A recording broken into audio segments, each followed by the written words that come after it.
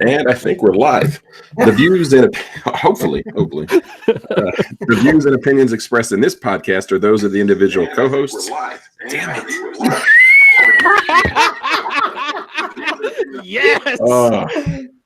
All right. So, I've done one podcast where that hasn't happened. The views and opinions expressed in this podcast are those of the individual co-hosts and do not reflect the official policy or position of the Firearms Radio Network and or their employers.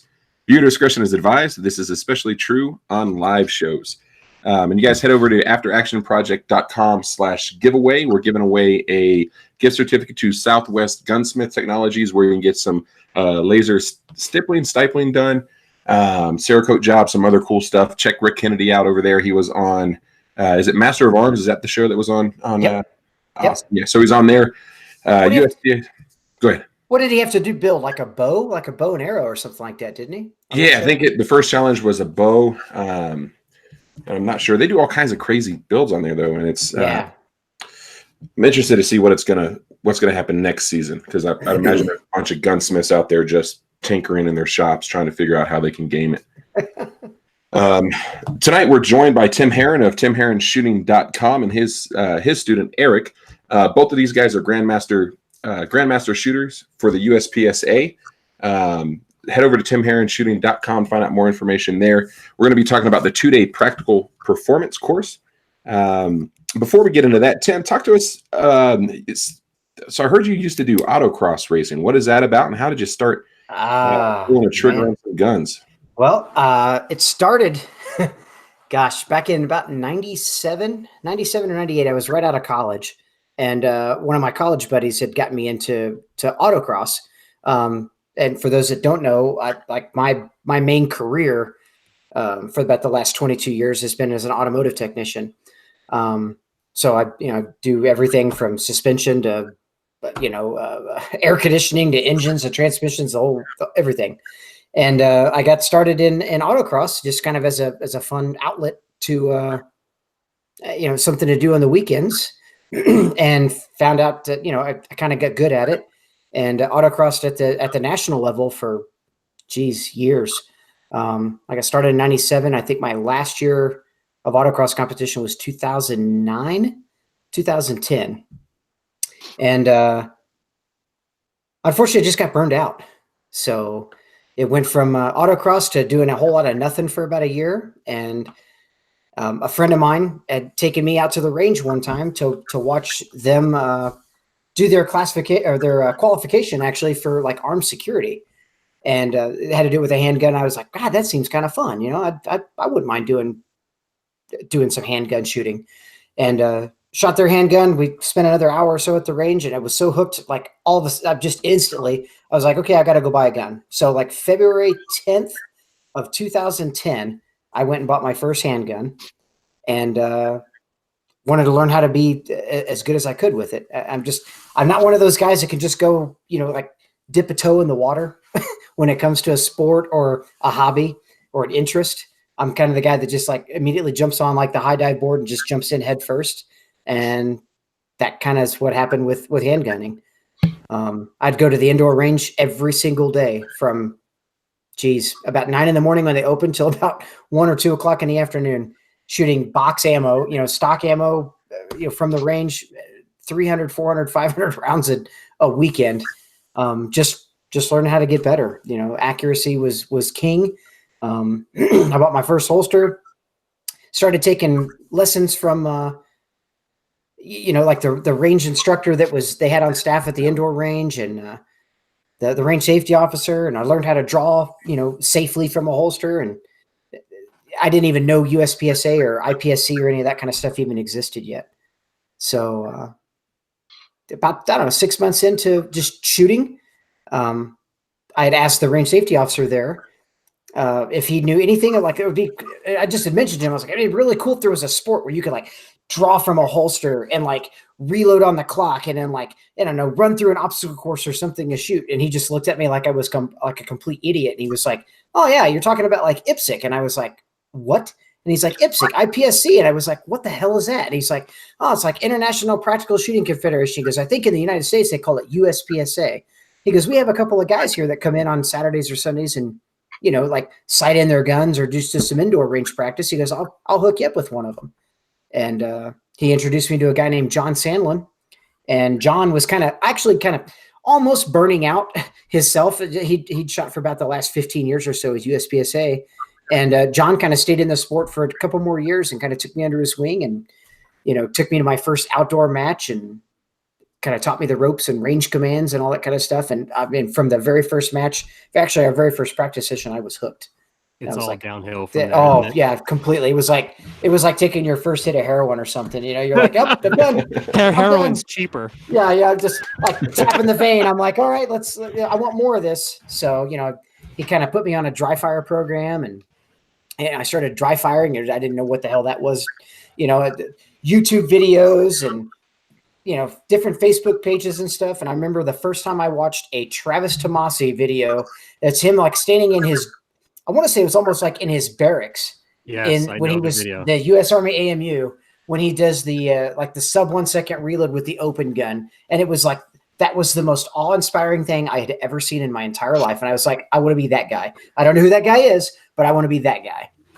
And yeah, I mean, so Travis Tomasi was kind of like my pinnacle, you know, like my godlike figure that I wanted to strive to be so much like. And to this day, Travis and I, you know, are pretty good friends. You know, every time I see it, Travis had shot or at matches and things like that, that guy is awesome to me, you know. So that was kind of the path I followed and started in USPSA, and I've been there ever since. And I love every aspect of practical shooting and handgunning, and that's kind of my thing. So 2010, it's when you started shooting, and then when did you become a Grandmaster shooter? I struggled for a couple of years, kind of as like I made B class pretty quick. You know, I was hungry to want to, you know, to get better at this, but it's like I kind of plateaued off at B class for a couple of years, and it wasn't until I took a Mike Seeklander class. I want to say it was in 2012 or 2013. And I took a Seeklander class, and that was my very first foray into like professional instruction, and taking lessons from somebody. And with Mike, everything was about like actually learning how to practice, you know, and like what purposeful practice was. And once I finally like really pulled my head out of my rear and understood, then like everything I've been doing for the last 3 years has been wrong. You know, I mean, it got me so far, but I was stuck and I didn't know how to get past that.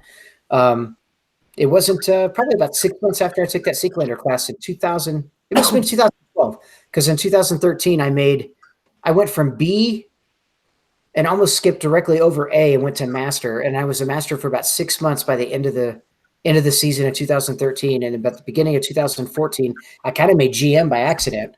You know, it was just kind of one of those, like all the puzzle pieces kind of fell together for me, and shot a local match and had a couple of classifier stages, and boom, I made GM. And then I was freaked out, just like, oh God, now what do I do? You know? So I've been a GM since 2014. Nice. So, I have a question. You said in the pre-show that Tim wanted you to be his first, you know, GM that he trained. What kind of pressure is that when somebody like you know asks, oh man, I want to get my first GM? Well, one of the great things about Tim is he kept in touch after the class. It wasn't like, you know, thank you for your time, and then he moved on. Like, we kept in touch, and mainly because he probably just wanted to keep harassing me. But but through one of those conversations, you know, I was expressing some frustrations I was having because that making GM at that last 5%, it can be rough, and I don't know, I don't remember what the exact words were, but you know, he's like, man, I want you to be my first GM, and it just hit me hard. And I was like, I can't. It's like disappointing your dad. You know what I mean? I'm like, I can't disappoint dad. And so it gave me that. I mean, I had the drive, but it gave me that second gear drive, and which kind of pushed me to hit that extra, you know, percentage that I needed. So that's pretty awesome. I really like those kind of relationships where, and not necessarily the dad son thing, but you know, just those those heartfelt relationships where you look at somebody and you're like, I can't let this person down. And I have a friend of mine. Exactly. His name is Blake Mooney, and he very much is my protege as far as instructing, and he's following me through my path, and I'm teaching him everything. And it's really, you know, I guess heartfelt to hear somebody like you say, it was that one person that said that one thing that pushed me to do, you know, more, to be more, kind of thing. Yeah. And when I talk about what Tim did for me with people, it's hard not to get emotional when I talk about some of the game changing stuff that he did with me. Because I mean, I've been shooting for 5 years and I was in a rut for a really big time, or for a long period. And yeah, Tim was a game changer for me. Clearly. So when did you start shooting? And then how long, I guess, when did you start competitively shooting? You know, I've been shooting ever since I was a kid, but it was nothing more than just going out in the desert and seeing how fast you could shoot through a 30-round AR mag, you know, is this, or go out to the indoor range and, you know, buy boxed ammo and just burn through it. Nothing to that extent, but I want to say about 5 years ago, I was at the Reserve Academy. I used to be a reserve deputy, and met a guy that had done some IDPA shooting. And I had no idea this kind of stuff ever existed. Like Tim had said, it's just mind blowing that, you know, it's not huge, but it's like, how is this thing a black hole in our community to not know about USPSA or IDPA? But yeah, so about 5 years I started shooting IDPA, and I quickly kind of got sucked into the USPSA world. I started off as a C-class shooter right away, and then I made my way to B, and I was stuck in B for almost 2 years. That's where I really wish I would have come across Tim. However, you know, through some, you know, self teachings and whatnot, I pushed my way to master after another year, but then I kind of got into another rut, and then I met Tim and, you know, started, you know, putting some of his philosophies and teachings into effect. And that's when I made GM this year. Awesome. So I have a question for you again, Eric. What exactly is in your right hand?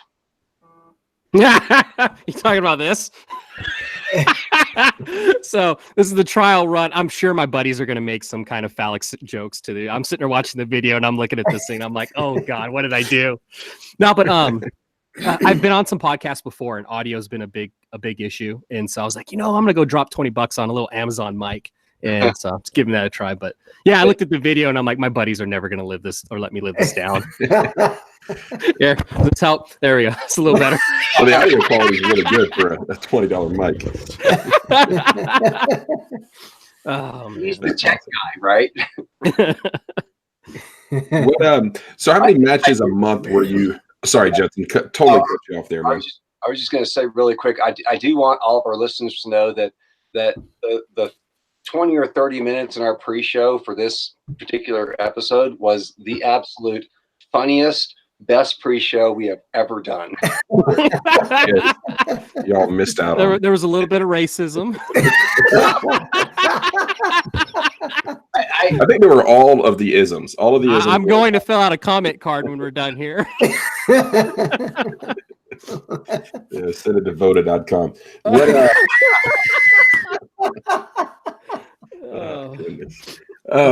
So we're talking about the 2-day practical. What class shooter were you before you took that 2-day practical performance course with Tim? I was a master class shooter. I would probably say I was a low-level master. Okay. Yeah, you give yourself better credit than that. Are you saying I wasn't that good? No, I said more credit than that. You were definitely solid M, high M. You just needed that little push. That was all. Or that little kick you gave me. Well, that too.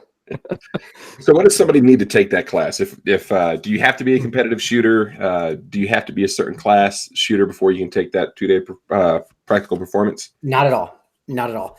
I do kind of request from students that they at least have some sort of practical shooting, and not really background, but some sort of experience. Like at least they're comfortable, as far as being safe, drawing a gun from a holster and being able to reload the gun or manipulate the gun in a way that is safe, that's pointed down range. They feel comfortable at least moving with a gun in their hand. But as far as anything else, I mean, Eric, actually, Eric's giving me more credit than I deserve. I mean, Eric was absolutely the most instrumental person in getting me beyond just a competitive shooter into like a full scale instructor. Eric was also the first guy responsible for like hosting me up in Boise, Idaho last year for my first official practical pistol class, practical performance class. So, I mean, we had shooters from all, kind of all makes and models, so to speak. I mean, we had everything from brand new shooters to less than a year of experience, like female shooters, to guys that were basically just barely old enough to be past junior shooters, to guys that have been shooting in the sport for about the last 14, 15 years. So, I had everybody from the least experienced person to, guys like Eric, and I believe there was one other masterclass shooter or two other masterclass shooters in that class. And so, I mean, for me, it was kind of like, oh boy, here we go. We're going to see how good I can actually relate to people from all, from all backgrounds. And it worked out great. And Eric, talking about me giving him the kind of kick in the pants he needed. I mean, for me, that was him giving me the kick in the pants I needed to feel confident enough to teach, full time, or to think about teaching, completely full time, and giving me the confidence to know that I could handle just any situation. So, with any shooter. So I have a question for you that you really kind of segued into kind of what one of our next questions is. When you like put a class out there, what student are you looking for? I mean, you said everything from beginner to, the rock star kind of guy, mm-hmm. like Jeremy. Like Jeremy can go out to the range and he's just, a rock star. He's got all the right gear, he's got all the right attitude. And then you got the never ever new guy.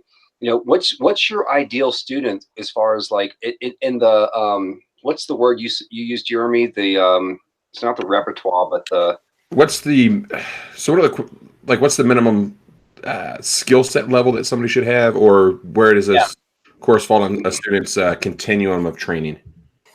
I really don't have. I do not want to be one of those instructors that, limits myself or limits my clientele, or to a certain level. Like you have to attain a certain level before you're allowed to come to my class. I don't like that. I don't agree with it.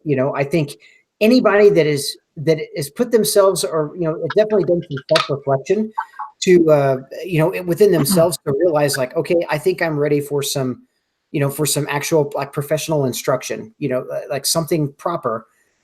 If they're willing to pay the money, to actually and spend the time and energy into coming to a class to learn, obviously, I mean, they've done more than 95% of the other people out there that, claim to be, gun guys or good shooters, or, or students of the sport, so to speak.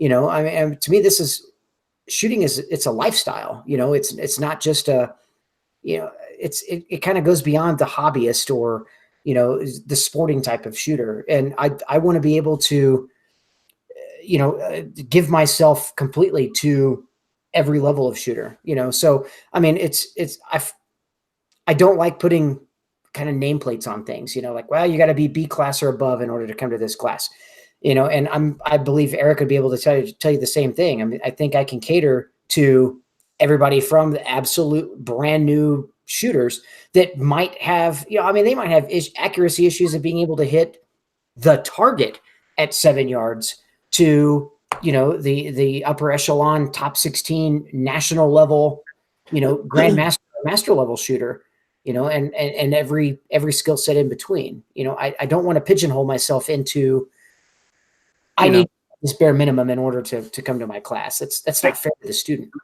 I want to add something to that. So with me being a masterclass shooter at that time, I've got my fundamentals down, but having some lesser skilled shooters in the class helped me out, because as Tim was doing some one-on-one instructioning with those people, those were kind of reminders of things I needed to focus on that I may have forgotten about.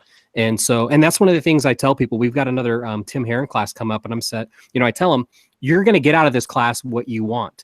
if Tim's instructing somebody else, don't just walk away and ignore him. Go listen, because there is value in everything that he's saying, even if you're not the one that's messing that up right now.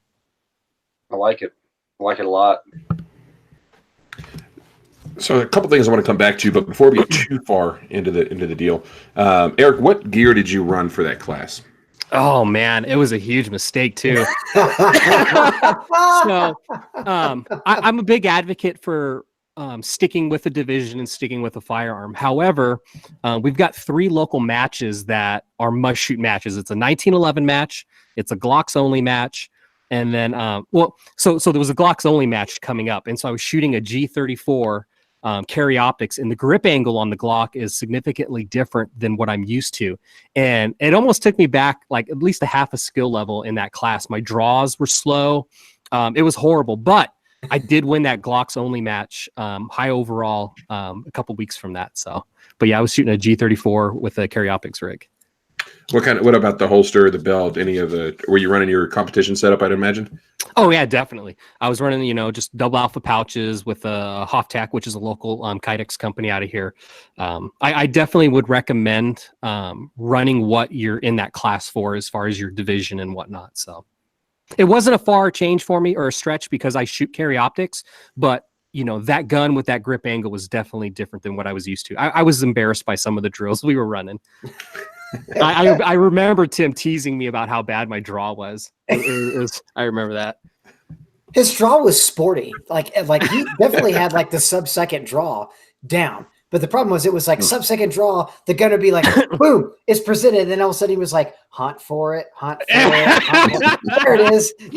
I don't know if you guys ever watch like brand new open shooters or optic shooters. You do that little wrist shake, like where's that dot? That sub-second draw was awful. Get the gun out fast, but I love it. So over the 2 days, how many rounds did you shoot, man? Oh, wow.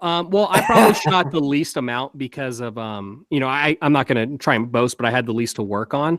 But I want to say close to 500 rounds. I do say, Tim, you had mentioned that we wanted to shoot more rounds, but it was like his first class getting back into it. And so the round count was a little up in air what it was going to be, but it was roughly, I'd say, about 500 rounds. That's awesome.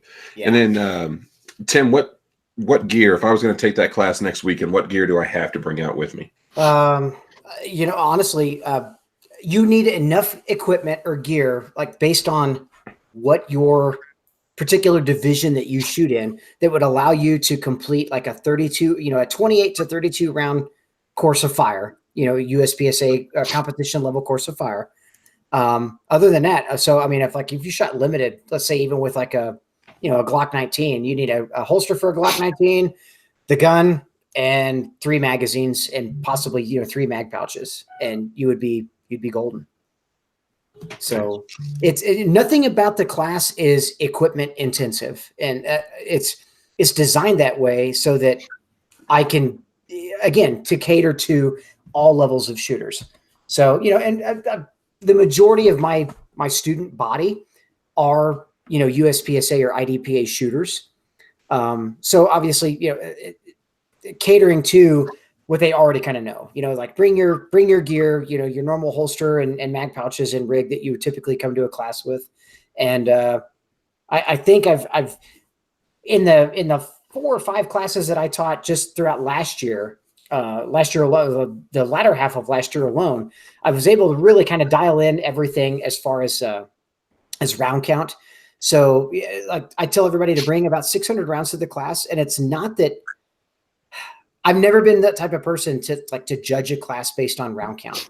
And I pity the student that does. I feel like you're setting yourself up for like a big mistake, to come to a class and be like, oh man, this class is going to be awesome because they said I'm going to shoot 1,000 rounds in 2 days, or I'm going to shoot 1,200 rounds in 2 days. And round count really that has so little to do with the level of instruction, the level of involvement in the class. I focus on quantity of rounds fired downrange, or quality of rounds downrange, not quantity. I want every round to be accounted for.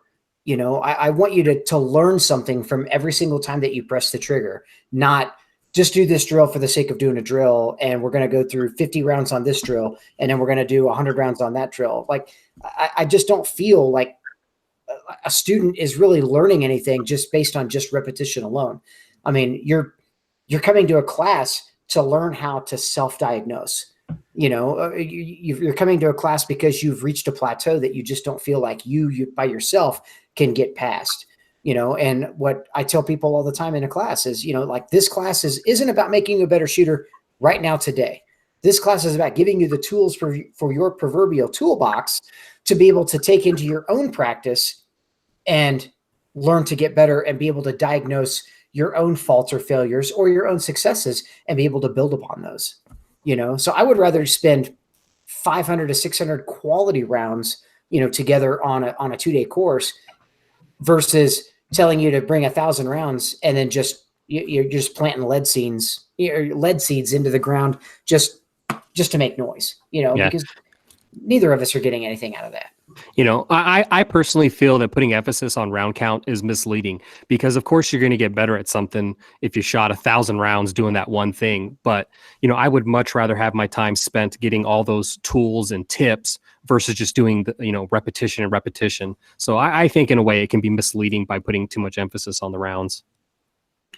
I feel like the more that the more instructors that I've talked to in the classes that I've looked into and taken, it's almost where I feel like the higher the round count, the less instruction will be provided. And that's just a perception that I have, you know, and I'd imagine there's other, you know, if you're taking a 2-day class and you shoot 1,200 rounds, I'd imagine there's some coaching, and it depends on the instructor. But a generalization that I've come to is, you know, my perception is if it's a 1,200 or 1,500 round count class, there's going to be very little instruction, because, you know, the students that we teach, we're on the range for a few hours and we shoot very few rounds. And a lot of what we do is just allowing new shooters to become familiar and comfortable with shooting the gun. So if I'm out there looking to increase my skill set, I'm aware that I can do that in 200 or 300 rounds. And the tools, like you said, how being able to self-diagnose yourself, which I think a lot of students need to go. I feel like if you're going to take a class, you should have an idea on how to self-diagnose and self-coach. You have to be able to call your shots. And if not, it's going to be the first class you take. That's probably a question you should ask your instructor is, when I leave this class, will I know how to call my shots and kind of self-diagnose what I'm doing? And that's exactly what a big emphasis on my class is learning what it's like to actually, and Eric can attest to this. I mean, there was probably well over 3/4 of the class that had never actually watched their sights lift in recoil, and knowing what it was like to see that happen, and knowing that that's what calling a shot was, you know. So, I mean, if anything they got out of the class was, if there was any one thing I could emphasize more than anything else, it was like, at least by the end of a 2-day class, you knew when you pulled a bad shot and you knew when you called a good shot. You know, I mean, there was no mistaking. I've yet to have a student come out of the class and be like, I really don't know what the hell you're talking about. You know, yeah. I mean, it's so, for me, that's a big thing. And that's something I like to emphasize more than anything else. Yeah. So I'm going to change the subject just a little bit here, but I also want to segue with, I shot on the range with Tim Knight for many, many years, thousands upon tens of thousands of rounds. And one thing he said to me, and I don't even know when it was, or, you know, I mean, we were probably standing in the mud or rolling in the dirt or, you know, in a snowstorm.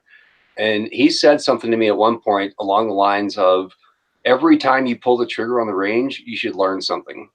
And that's stuck with me. And it's always been in the back of my head. I've never really, you know, really embellished on that much, but to hear you talk about the way you want people to get the quality versus the quantity. Because everybody's like, oh yeah, I went to the range and shot 200 rounds. I'm like, right. Cool. What'd you get from that? Exactly. Yeah. That's why I was stuck in B class for so long. Yeah. Yeah. So Tim, my question for you is something that I'm going to phrase it to make fun and have a laugh, but why do you want to become an instructor? And my question is really, why are you an instructor? Why did you want to become an instructor and teach people. And I phrased it because I know that you and I are going to have some classes together in the next couple of months. You know, I mean, for me, it's been like I've got such a passion for shooting. You know, I don't think I've ever been so passionate about something. I mean, even when, you know, the last 12, 13 years that I drove race cars, like I was pretty passionate about it, but never to this extent. You know, like it's like shooting it's a martial art. Yeah, it really is, you know, for all intents and purposes. And that's, for me, it's just like having that journey. You know, I've never been that type of guy that can pick up something, you know, it's been like that quote unquote naturally gifted talent, you know, where it's like I can pick up a gun and 6 months after I started shooting, I made GM. You know, I'm not that guy.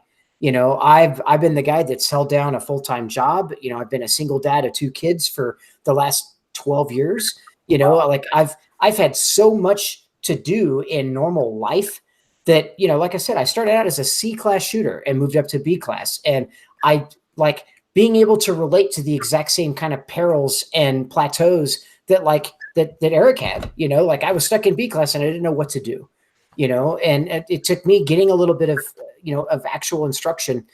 And actually for me, like the turning point, like I want to show other people how to do what I've learned how to do, actually came from taking Mike's class, Mike Seeklander, you know, and Mike, to this day and probably till the day I die, Mike is like my number one mentor. You know, I mean, like he's the guy I go to when I've got questions about how to convey information. He's the guy I go to when, you know, there's something that maybe I don't know exactly the wording on how to teach it, you know. And for me, I mean, that was just, it was awe-inspiring to see somebody that could convey information in such a way that everything just made sense.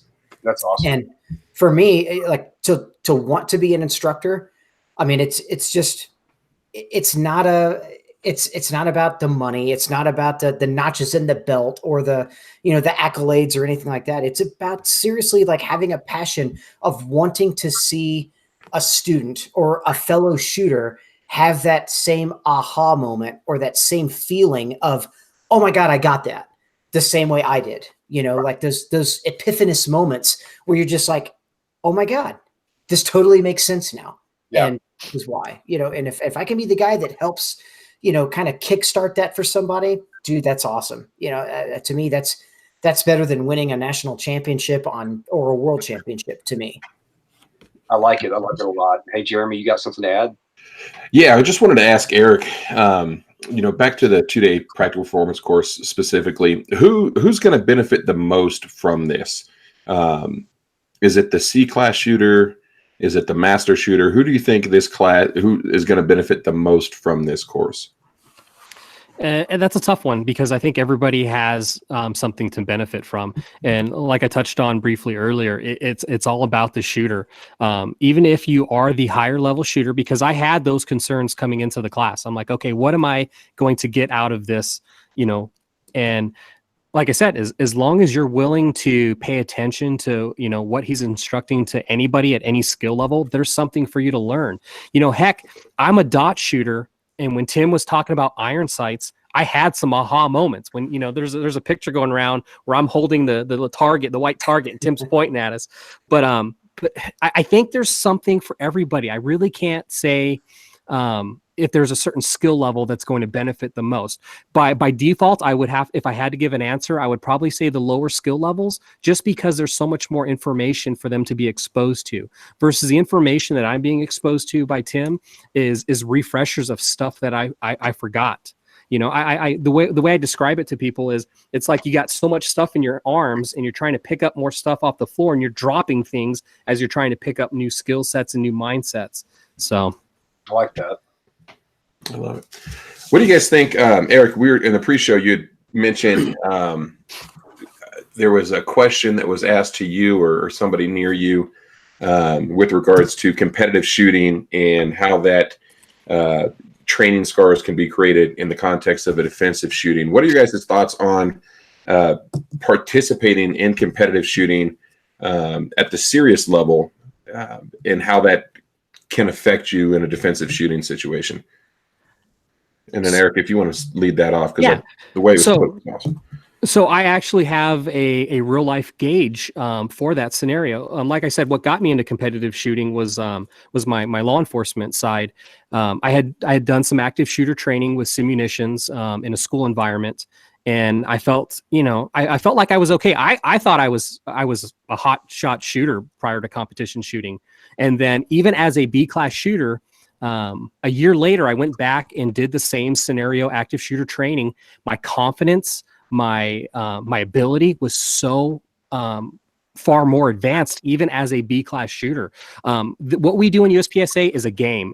We're not trying to act like we're SEAL Team 6 out there. It truly is a game. However, all that stress under the clock, all those fundamentals that we stress so we can perform, that benefits both worlds. That's awesome.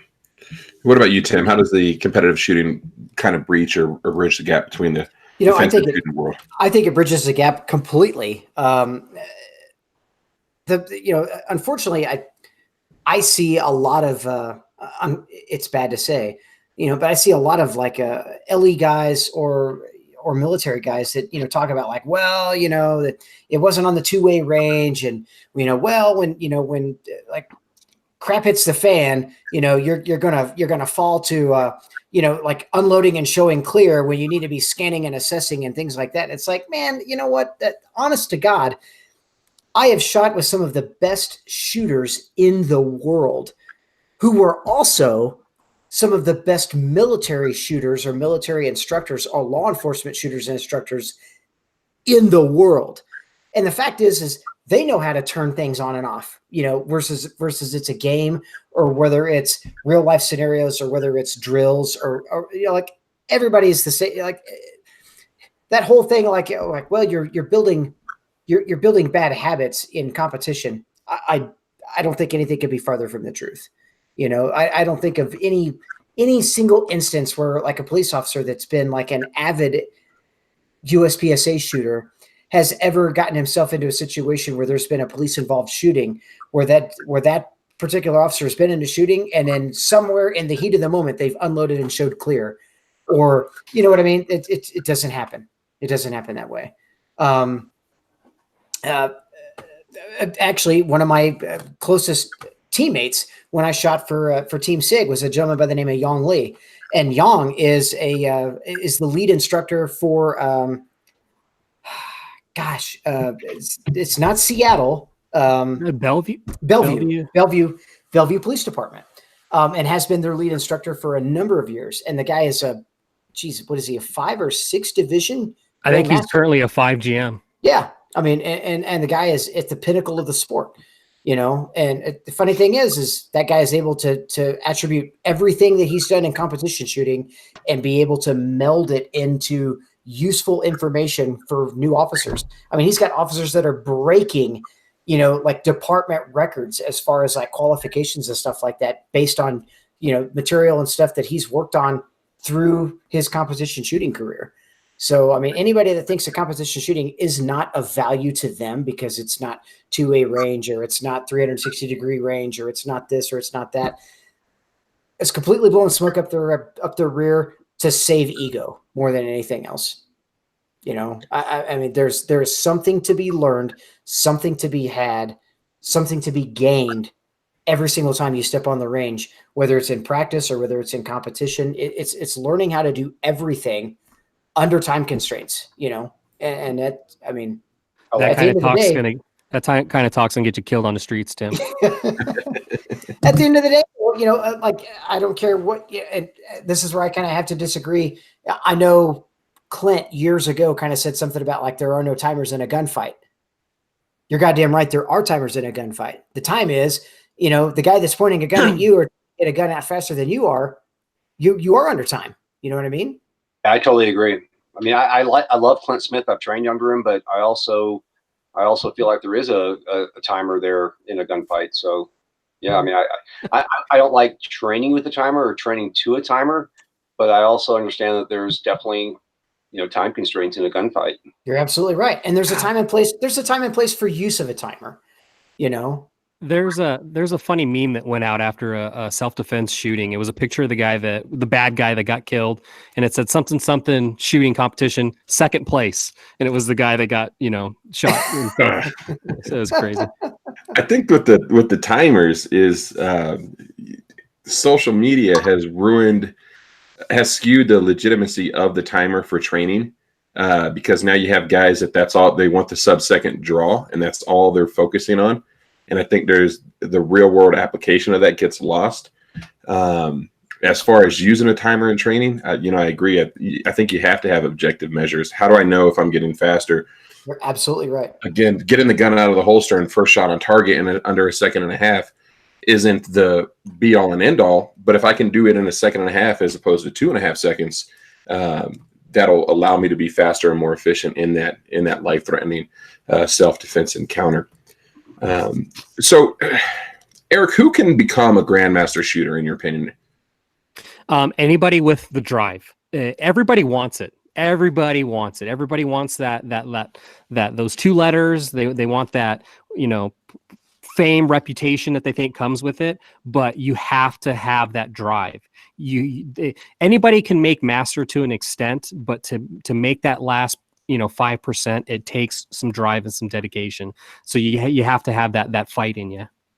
So I have a question really quick, and I'll just throw it over to Tim because Eric just spoke. For those of us out there that aren't USPSA shooters, that aren't competition shooters, can you explain the ranking system for us really quick? Just, I've never competed. I've been training for years and years and years. I've been teaching for years and years and years, but you guys are throwing out terms that some of our listeners, including myself as a host, may not understand. So can you explain the ranking system, Tim? Sure, I'd be glad to. So the ranking system in USPSA is like the brand new shooter, somebody that just, let's say they decide they're going to go shoot their first match and they like it so much that they become a member of United States Practical Shooting Association. So when they become a member, they're ranked as a U or as unclassified. So, and then as they move up through the ranks or just based on a skill level, and those skill levels, of course, there's probably 15 different like bar graphs or charts that kind of compare, like what the average law enforcement officer and what the average military operator has compared to like what an IDPA shooter has versus a USPSA shooter. So anyway, what those percentages are, or what those classifications are, it starts at a U as an unclassified. So you're a brand new unclassified shooter. And then it goes to D, which is D class, and then C, and then B, A, M, and GM. GM meaning grandmaster, M being master, and then A class, B class, C class, D class, right? So each of those percentages or each of those classifications are based on a percentage. And a lot of those percentages are based on like a national, like a national aggregate based on like, what are there, Eric? Probably about 70 to 90 or so classification or classifier stages, which are stages that any sanctioned USPSA club can put on. Yeah, and they're all measured out to specifics. And so even though somebody in New Mexico is shooting the classifier versus somebody in Idaho, the measurements are supposed to be the same. Right. So the same times, the same measurements as far as the targets, the distance to the targets, and things like that are concerned. So, and then basically what those percentages break down, like a D class shooter is able to do, let's say, a turning draw and a 3-target transition array in 7 seconds. Okay. Well, let's say 10 seconds. Okay. So they shoot that, they shoot all A's in an A zone target of a USPSA target in, let's say, 10 seconds to engage, like to turn and draw and engage 3 targets. Whereas let's say a C class shooter can do that in 9 seconds or 8 seconds.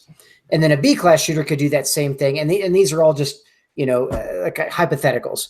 So like a B class shooter could do that same drill or that same exercise in, say, 7 seconds. And an A class shooter could do it in 6 seconds. And an M class shooter could do it in 5 seconds. A GM could do it in 3 seconds. Okay. So those percentages based on your performances are what kind of gives you it puts you in a particular skill set. So a D class shooter, I tell people all the time in classes, like a grandmaster shooter, let's say at any given drill, let's say a draw and fire a round into an A zone in a USPSA target. A grandmaster shooter could do that in a second or less 100% of the time. So 10 out of 10 times that grandmaster level shooter is going to be able to do that particular exercise. He's going to be able to execute that 100% of the time. An M class shooter might do it 9 out of 10 times or 10 out of 10 times, but more than likely 9 out of 10 times. An A class shooter is probably going to be able to do that 75% of the time. So 7 to 8 times out of 10. Okay. A B class shooter is going to do that 6 out of 10 times. A C class shooter is going to be able to accomplish that 5 out of 10 times, and a D class shooter might be able to do it 4 out of 10. And some of them are insane. Like LPRES is the most commonly shot classifier. And basically it's just 3 targets. You turn, draw, 222, reload, 222. I did that with a open gun. It's as tricked out as you can get in 5 seconds.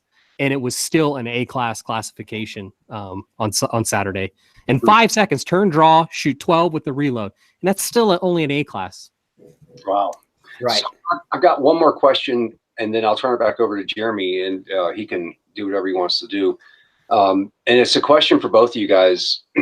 And I'm gonna it's a question I'm gonna ask Tim, but I want Eric to follow up. And Tim, the question for you is: at the end of your 2-day class, what is your expectation of the student? And then Eric, at the end of the 2-day class, when you went into it, did the class meet your expectations? So Tim, you go first, and then kick it over to Eric, and then back to Jeremy. My expectation for my class, and I set my class up a little bit different than a lot of like competitive shooting instructors or I don't consider myself like a high-ranking instructor. A lot of people kind of put me in that category, but I'm not.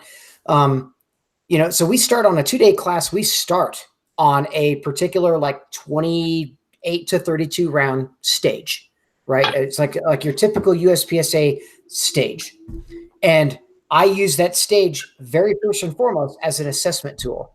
So as an instructor, I take notes for every single individual student. I list the things they do good and the things that I see that they could work on as far as improvement.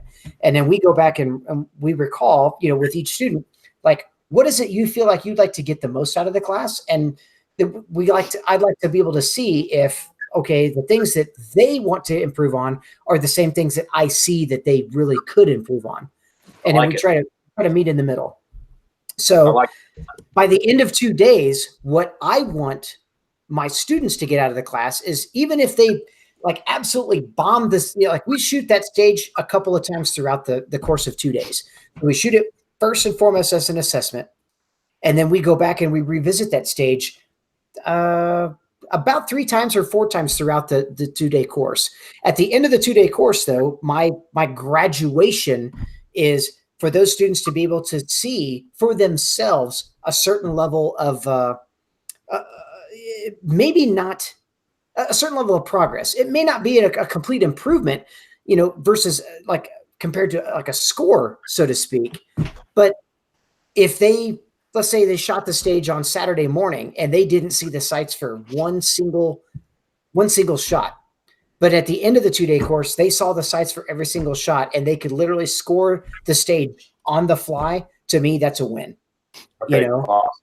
Yes. And that's what I want. I want to be able to have every student come off the stage at the end of a 2-day course or come out of the course feeling like they know without a shadow of a doubt, they know how to call shots.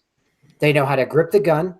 They know fundamentally how to hit everything they're aiming at any given point in time on the fly.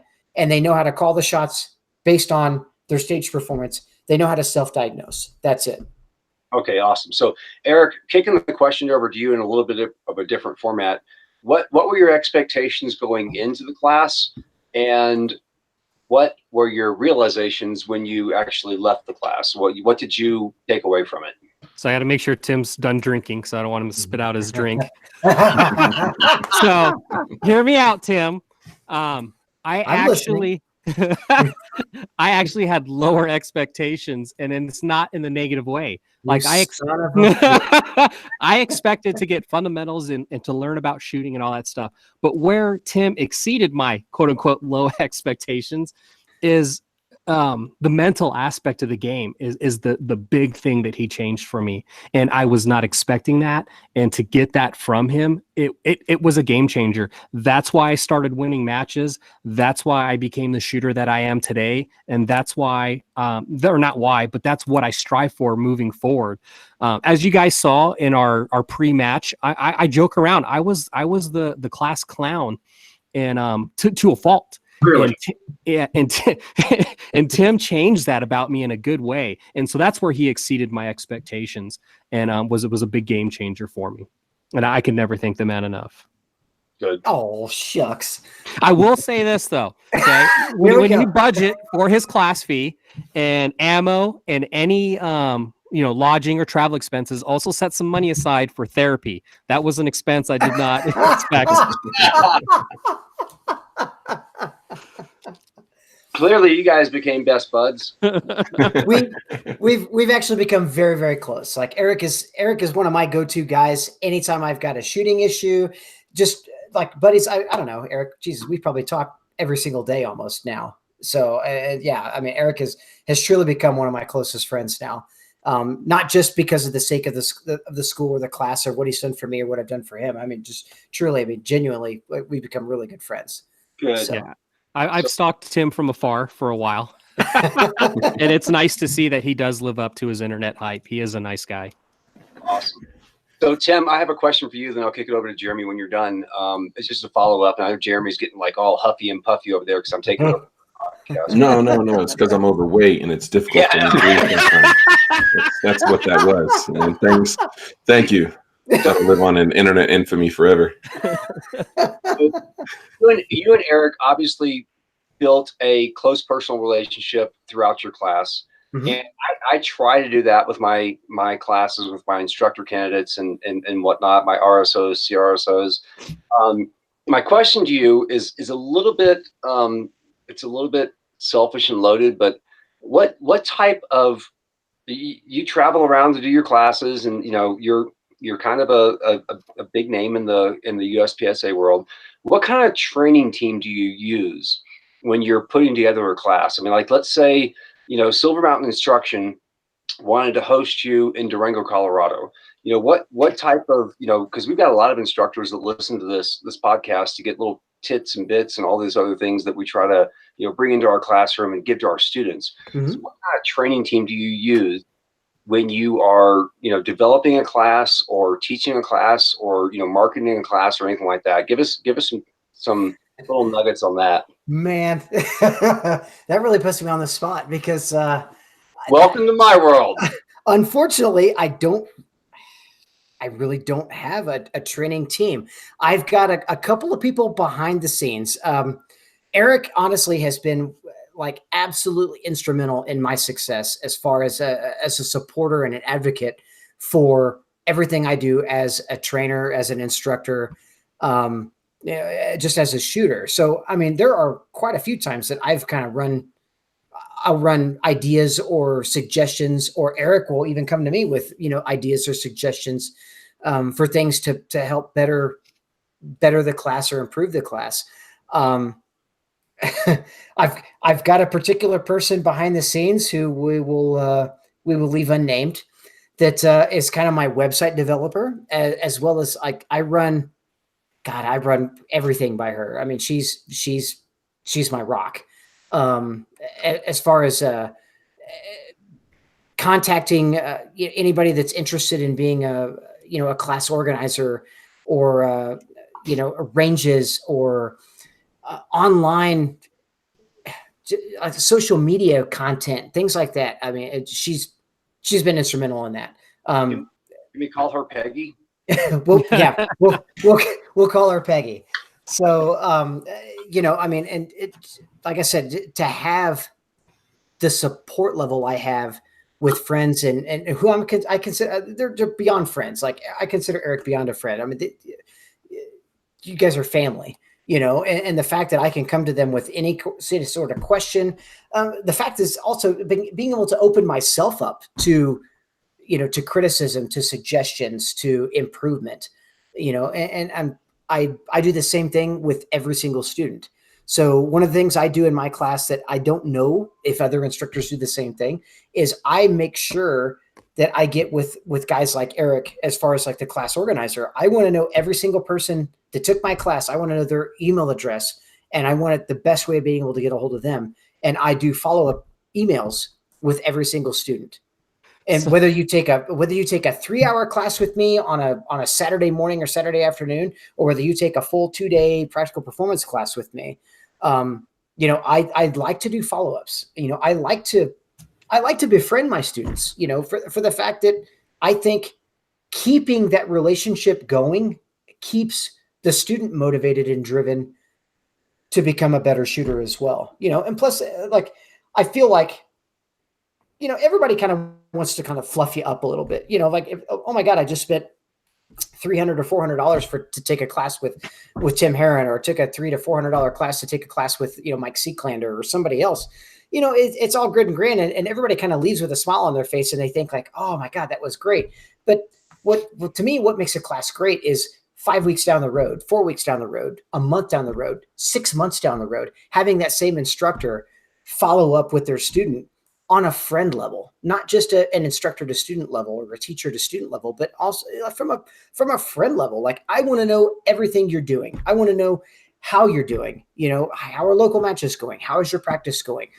Are you having any faults? Are you having anything that you're just struggling with? What can I help you with? And for me, like I said, man, this isn't just about like an occupation. It's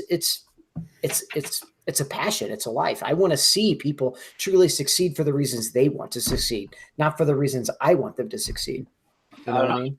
What do you think? I kind of like this guy already, so I think we're going to take his classes. You're coming down. I want to add to Tim's after class email thing. I remember one of my fellow students posting an excerpt of Tim's email, and I was just like, wow, he wasn't that nice in mine. Some people need a little more encouragement in directions that other people don't. Sorry, I didn't mean to interrupt. No, that's perfect. Therapy. I mentioned therapy. That's perfect. I was just going to ask. I think I was going to ask how many students are in a class. So the 2-day practical performance student class. How many students are in that class? So what I like to have for a 2-day class is like the most perfect number is 10. That allows me to be able to give really good instruction to every single individual of the class. I will go as max as 12. So 12 is kind of like that's the happy high number. 8 is required. So 8 is the minimum. 10 is like the happy place. 12 is not overwhelming, but 12 is just, I want to make sure, like, I will never be that type of guy that wants to sell out 15 to 20 seats for a class. I'm just not that guy. If you're looking for an instructor that just shuffles people in and out, look elsewhere. I'm not that way. Like, I have every single one of my students, every single one of my patrons, like, their best interests at heart. And I never want to stray from that. So yeah, 10 to 12 is like it's the happy place. 8 is kind of the minimum for a 2-day class. If we've got less than 8, it's like 6 to 7. We can actually turn like the practical performance class into a full 1-day class where 6 students can actually get more one-on-one time with the instructor, but we can also cover the same level of material, of a 2-day class in one single day. So yeah, we're hosting you in August, and that's one of the things that I was kind of was struck by with how you structure your classes. And we're talking about the minimum and the maximum. And you said, for the 1-day, 6 is the max, and the 2-day is 12. And it kind of makes sense why you do it that way, because you have the integrity, and you're not a certificate mill. Eric, one of the things that we like to talk about, and that I completely forgot to get to in the beginning of the class, is is break down what day 1 and day 2 look like for you, for the students. What did you guys do on day 1? Is it fundamentals? Are you doing stage breakdowns and planning? So what does each day look like? The first portion primarily was Tim doing an assessment of all of us. And then as we progressed, we started, working on the drills and fundamentals. And then we continued that into day 2. And then we ended back on the same stage where we were able to put some of the stuff that we had learned into practice. Now, it wasn't perfect by any means. I actually remember we focused on the start position, the whole drop leg thing, and I was so hyper focused on that I screwed it up. I think like 3 times in a row. But anyway, so all the things that we learned throughout the week, we were able to try and implement into this stage to see how we improved and whatnot. And in fact, I had some unfinished business with that stage, Tim, and we recreated it at a local match shortly after that. That's awesome. Yeah, that's great. That's great. So you guys, Tim, you do some other stuff, which you do some online training. Talk to us what that looks like for our students. That way, if they can't get out to a Tim Herron course, how they can still benefit from your approach to training.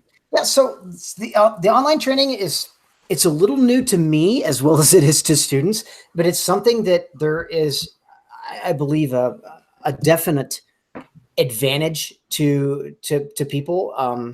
I've had a lot of students actually reach out to me and ask about online training. So I've kind of come up with a way to be able to do online training based on about a 1 hour time frame, about $50 an hour. And what we do is if you've got access to a computer, especially like through Skype, we can do a Skype like face-to-face, meeting with each other.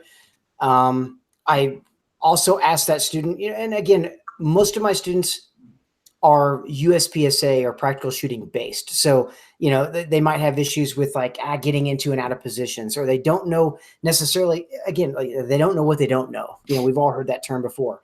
So somebody they'll shoot a stage and be like, I just don't know why I'm losing 2 seconds to my local masterclass shooter or my local GM. And we can actually go through that video together and be able to find weak points in their game. It's not necessarily just for USPSA shooters. In fact, I've got a couple of students now that have reached out to me to do the online training, and it's simply based on just static drills. How to get better drawing the gun from concealment, how to get better at reloading the gun from concealment, what they should be expecting or allowing themselves to see or not see, or maybe they're over refining sight pictures, and those types of things. Maybe their dry fire game could use a little bit of help. They just, anytime that you feel like you've got a plateau and you just don't know how to break free of that plateau, but maybe you don't feel like a full 1 day or 2 day class or even a half day clinic is for you. Or maybe we're clear across the United States from each other. That's where I think the online training is a huge benefit to shooters that are serious about self-improvement. That's awesome. Any requirements other than, fully dressed? Not at all. I'm asking for Jets. I'm not wearing pants right now. Yes. You God, don't stand up. So that's the best part about podcasts, though. There aren't requirements. In fact, the first time that we meet, if you send me an email and say that you're, obviously express to me that you're interested in some online training, or internet style training, things like that. That I want to be able to talk with you. Maybe our first meeting is just on the phone for 20, 30 minutes. And I want to learn from you. What is your biggest weaknesses? What are your flaws? What are the things that you want to improve in your particular game? So, I've got like I said, I've got one of my shooters that's actually, his biggest concern is he wants to be able to go to a fellow instructor and Gabe White. I'm sure you guys have all heard of Gabe White. Gabe is a very near and dear friend of mine. I've known Gabe since back when I used to kind of co-host the Practical Pistol Show with Ben Steger. Gabe was on there as a guest quite a few times, and Gabe and I have had quite a few lengthy conversations about shooting and all things pistol. But I've got a couple of guys that are interested in bettering themselves so that when they go to a Gabe White class, they've got particular skills or drills that they want to be able to meet or exceed based on Gabe's criteria to earn like turbo pins or dark pins or light pins or things like that. So, and those are things that I can help with those things, whether it's, like I said, refining your draw stroke, whether it's refining your grip on the gun at full presentation, refining your, just your mental aptitude, mental game, getting yourself beyond whatever plateau seems to be hindering you. And that's where online training comes into effect. So, and again, it's kind of the same thing as far as student, they're learning as an instructor, and it's kind of a new media for me. I'm learning as well, but so far it's gone really, really good. And it's been awesome. It's been real positive. So that's awesome. Yes. It's I think the online option is a viable student, especially in the format that you break it down, where it's a one-on-one meeting where it's in real time. It sounds like they were able to send you some videos beforehand and you can break it down with them during that one-on-one session. Exactly. So Eric, talk to us a little bit about what you do. Are you a firearms instructor as well? I know you're a Grandmaster shooter and you host Tim out there in Idaho. Before we jump off here, if you want, let our listeners know what you're up to these days. Well, I'm actually I work in software support for a public safety software company. As far as what I do with USPSA, I'm our local match director. So I run about 24 plus matches a year for our local club here. It is very distracting to my my shooting, I would say, but with my personality, I just can't stand by. I want to raise the level of our shooting locally, and if it's going to happen, I want to be a big part of that, and instrumental in the growth of USPSA, especially in our area. I've looked at our numbers prior to me taking over, and we had decent numbers, and it's kind of makes me smile to know that I've brought our shooting to the next level here locally. But that's primarily my involvement with USPSA. That's awesome. If I may interject real quick. Yeah, go ahead. I will have to say, and that was kind of Eric's kind of downfall, unfortunately, was being kind of the match director for a lot of the local matches, especially at like the Nampa Rod and Glove Club, there in Boise. Eric has done amazing things for the shooting community there in Idaho. The fact that he's not overwhelmed and ready to swallow the muzzle of a Remington 870 shotgun because he's just so burned out is amazing to me. Because I know, just in my racing background, I mean, unfortunately for me, that's kind of what burned me out of it, was doing all of the volunteer work ahead of time. I decided to become a president of the club and do all of the race car stage designs and things like that for autocross and things. And it took its toll on me to the point where I was so burned out. And that's been my biggest fear for Eric. And I've voiced this concern to Eric numerous times, was like, dude, just whatever you do, don't burn yourself out. I know we're all run on a volunteer, on volunteer status, but just take a break when you need a break, Yeah. And the fact that Eric has really been able to kind of mold new guys actually to be able to take over the club and do a lot of club activities and volunteer things for the club as well is a testament to the love and concern that he has for the club to see the club succeed. I mean, the fact that dude, he can reach out and literally snap of a finger and be like, okay, guys, we're going to have a club meeting on a Saturday and we're going to rebuild a bunch of our walls and barricades and we're going to repaint steel and we're going to do this. And within 20 minutes, there'll be 10 people, no less than 10 people are like, done, consider it done. We're going to be there at 7:30 in the morning. We're going to do this, this, this, and this. And it's taken care of. I mean, just the level of volunteerism and love and passion that Eric has as far as being able to grow the club level at his local is just amazing. And I've been way past burnt out several times, and those people that show up, that's what's kind of reminds me, okay, why am I doing this? Because when you're running 100 shooter, local match, that you are not shooting at your top level. Nope. You're not shooting what you're capable of. There's so many distractions. I've lost it. I've been on the line about to get started and someone have to pull me off the line to go handle some match director stuff. But like I said, I've been burnt out, but when things like those range days happen and those volunteers step up, it reminds me of what I'm doing. Tim, I believe what you're talking about is leadership. Absolutely.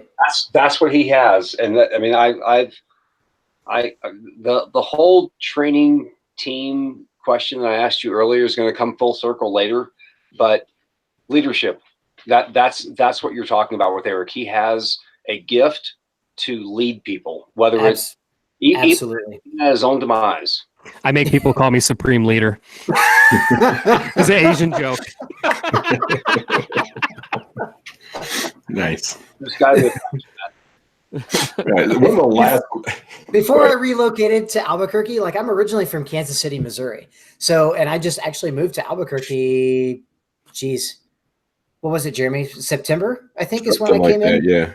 So, you know, I've been in, and the funny thing was, is for about the last year, I've been talking about like, yeah, I'm thinking I'm going to relocate. Maybe I'll move to Albuquerque. And the whole time Eric's been like, are you freaking nuts? Like, what the hell's wrong with you? Why don't you move to Boise? You know, like be part of the Idaho crew.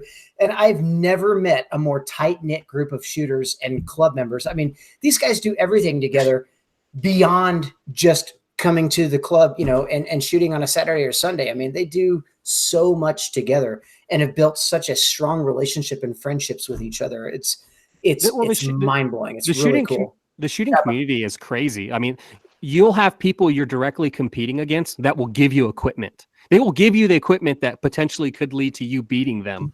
You know, Right. it's crazy what the shooting community is. Yeah, but the problem is, Tim, when you move to Albuquerque, now you have to start carrying a rifle in your car.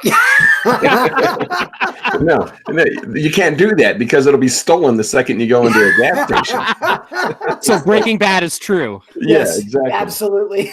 Yeah. Oh boy. Breaking Bad is the PG version of that. I will admit though, as long as I've been in Albuquerque so far, it is a beautiful place. I don't have anything but great things to say about the city, actually. So, I mean, in the 4 months or almost 5 months that I've lived here now, it's very easy to call this place home. So That's good to hear. It's awesome, man. We often joke about and poke fun at the crime level that there is in Albuquerque. A lot of most of the violent crime is kind of contained within that community of violent criminal actors and guys that, you know, William April. Is it William April or don't hang out with stupid people at stupid places doing stupid things? Exactly right. Yeah. So, and then the property crime, you know, that's everywhere. But I have one question before we wrap up because last year I was going to start shooting USPSA and it didn't happen.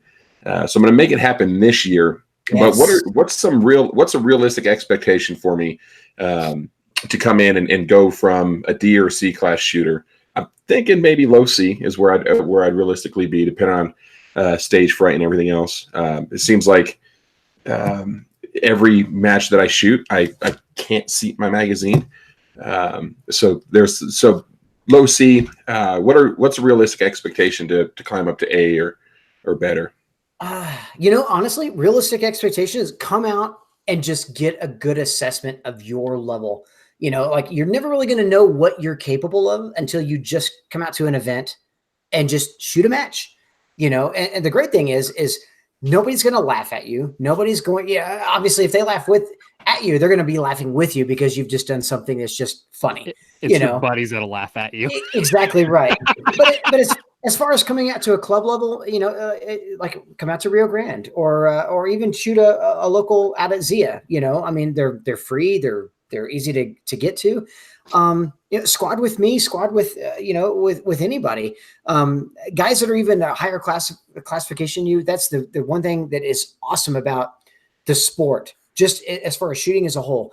Nobody wants to see anybody fail. I have yet to go to any club, any organization, any class that I've ever gone to with any amount of students that I've ever gone to where one student to the next student, even if they're having a friendly competition between themselves as, you know, who's going to win the day.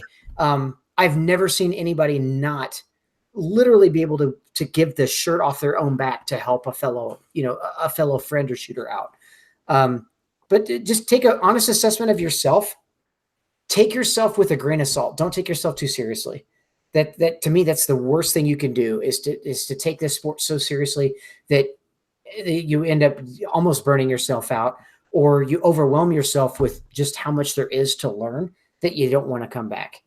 But it's okay. It's okay to fail. Like, we learn from failures. We learn from the mistakes that we make, not from the successes that we have.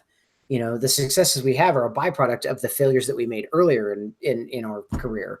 So, come out to a match, dude, bring a couple hundred rounds of ammo, a couple of magazines, a mag pouch, and a holster and a gun, and just have fun, smile, laugh, have a good time, meet some absolutely great people, and you'll get better instantly.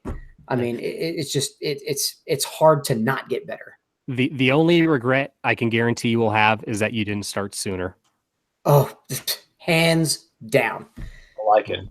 And don't get caught up in any gear race. Bring your CCW, put mags in your pockets. You're not going to win anything. You know what I mean? Just as long as you have enough mags to get through a stage, put them in your pockets. No one cares. Exactly. All we care about safety versus, more than versus what your performance as a new shooter. We just don't want you putting any new holes in anybody, including yourself. Right. Nice. Yeah, exactly right.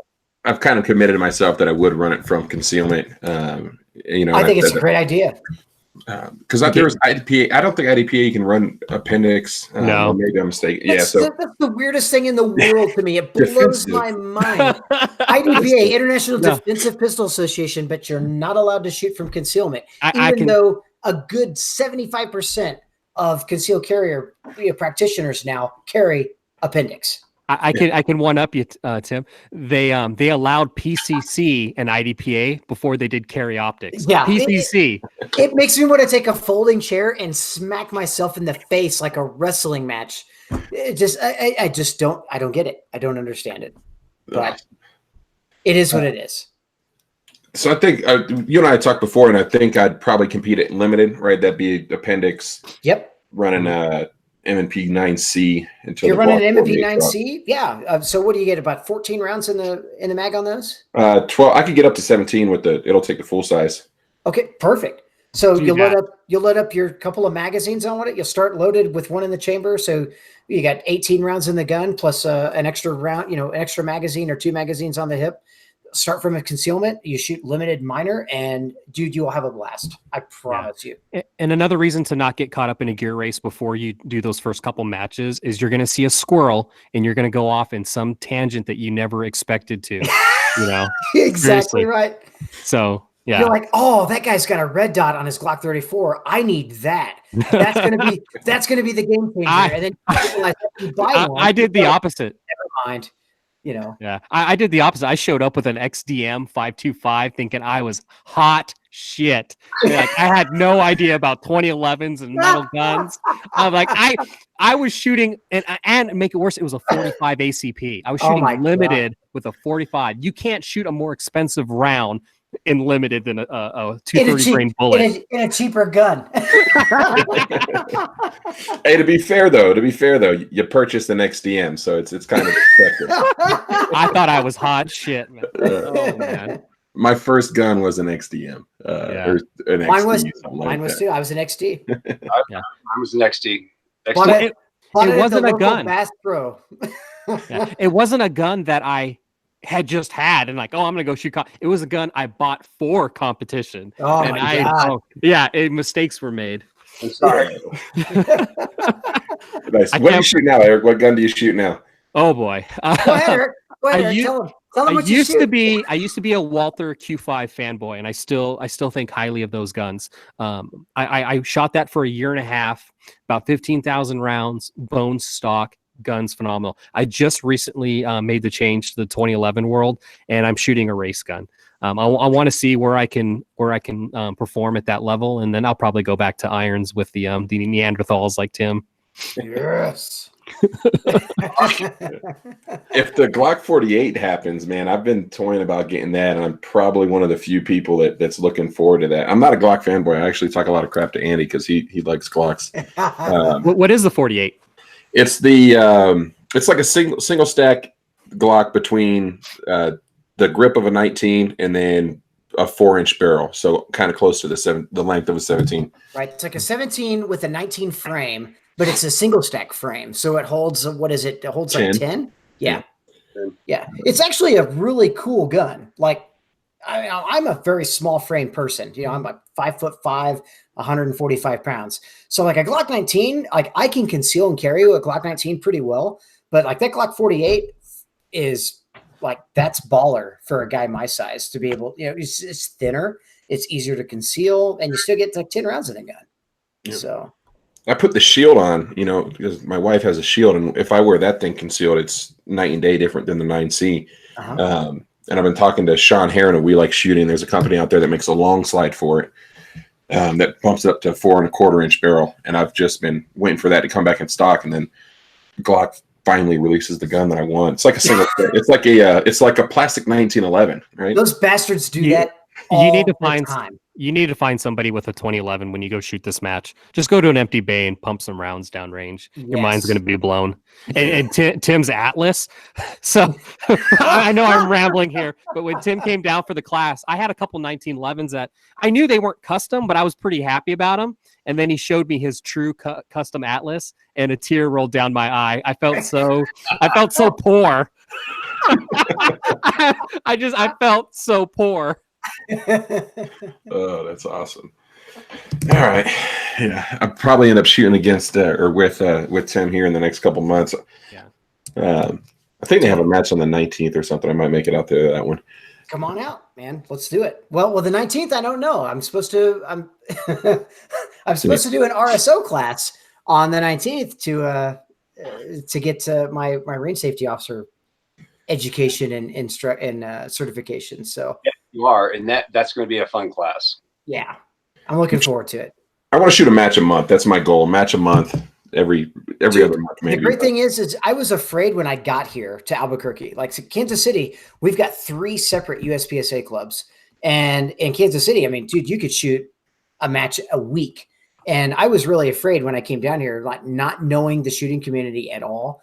Like, I'm going to get down to Albuquerque. I'm not going to know anybody. I'm not going to be able to make any friends. And I'm sure as hell not going to be able to have any places to go shoot or call home, you know, as far as like a home range or shoot practices or even shoot matches. And dude, I've been blown away.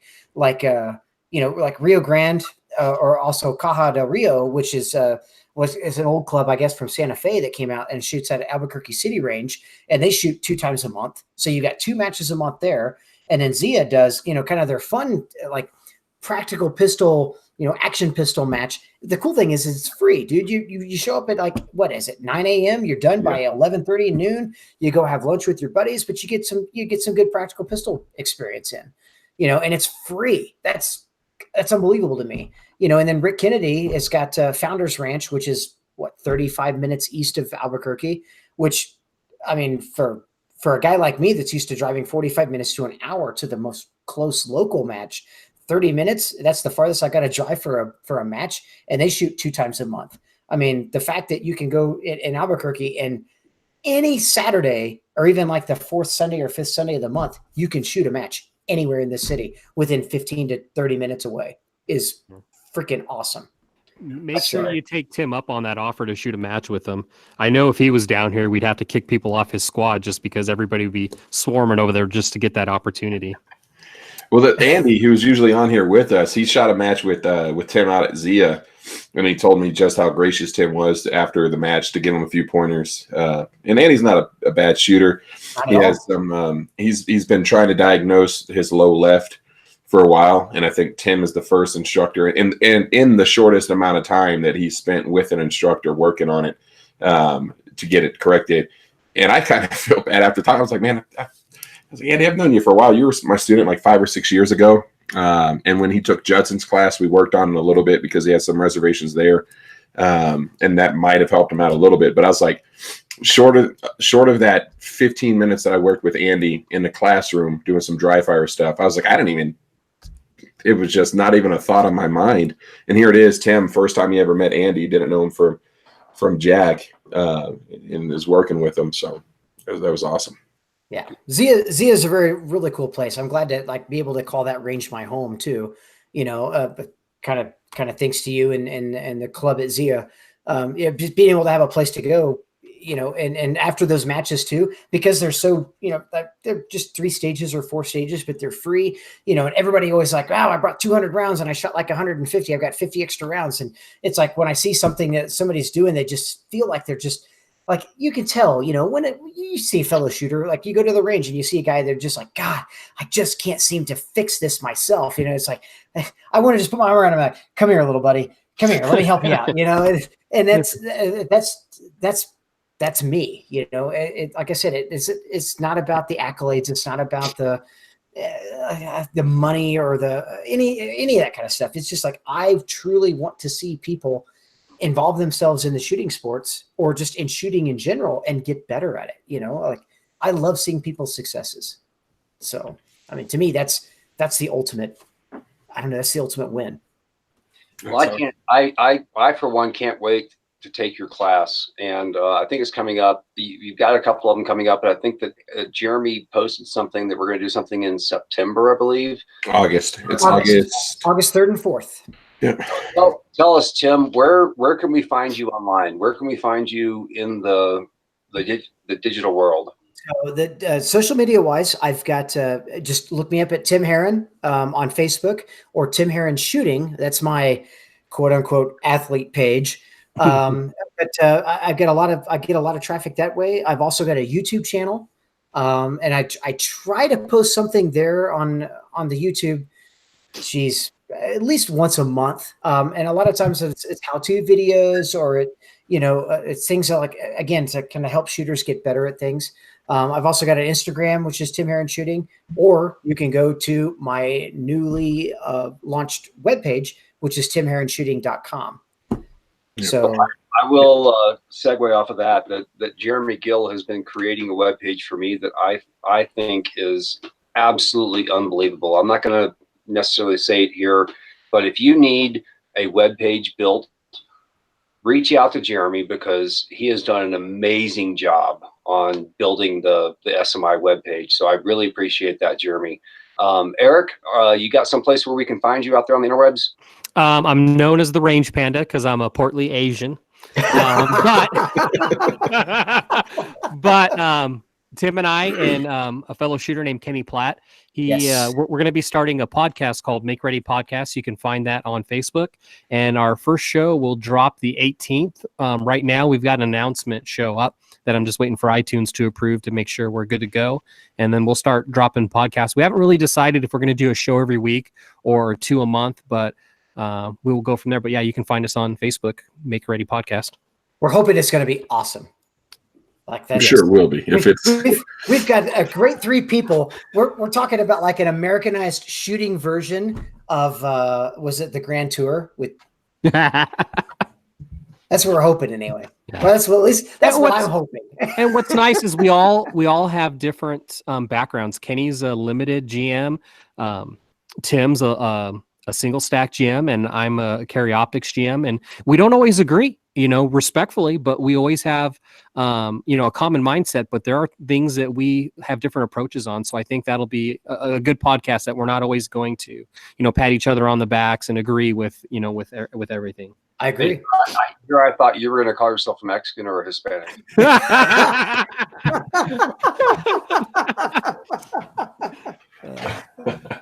All right. I think I see Jeremy's eye twitching. Yeah, before iTunes takes us down for you better read that disclaimer again that you read at the beginning. Yeah. If anybody other than Sean Herron was the owner and president of Firearms Radio Network, I might be a little bit concerned. Which, if you guys haven't checked out their podcast, it's great, as well as the other podcasts on Firearms Radio Network, Civilian Carry Radio. Tim, I think you were a co-host on with those guys a few weeks ago. I was, yeah. So they're doing some great things over there. I'm looking forward to listening and watching the Make Ready podcast, if you guys can do that on YouTube. If it's half as entertaining as this one was, which I'm confident it will be, because you won't have me kind of cramping your style. It's going to be awesome. I just want to add something real quick. I hadn't heard of this format prior to talking to Tim about being on the show, and I loved it. I've never heard of you guys prior to this, but I started listening to some of your past episodes, and I was really impressed with you guys are doing something different, which is amazing. That's awesome. I appreciate that. I agree. We got to work on the consistency piece, but we're getting there. This is episode 2. No, I'm just playing. I think you need to screen your guests a little bit better. That's for damn sure. We do. We don't any of the old FUDs that want to come on. We there's always a scheduling conflict.